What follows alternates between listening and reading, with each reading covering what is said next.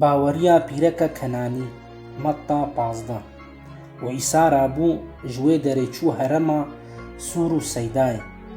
هەڤایە پیرەکە کەنانی ژوێ هەرەمێ هات کرد قێرین و گوت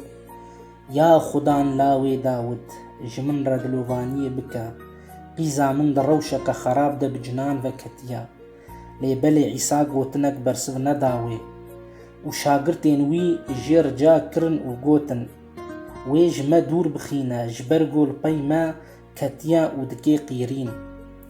lê belê îsa bersiv da û got ez tenê ji bo mihên mala İsraîliyê windayî hatime şandin lê belê ew pîrek hat li ber wî ket serê rûyê xwe û got ya xudan alîkariyê ji min re bike û wisa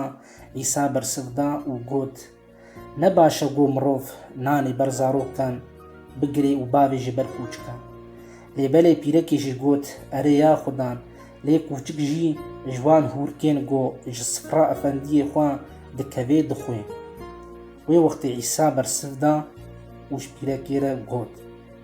ya pîrekê baweriya te çi qas mezin e bila li gor xwestina te ji te re bibe û di wê demê de pîza wê baş bû. Pirtûka pîroz İncîl. Silav û rêz xweşk û birayên hêjan.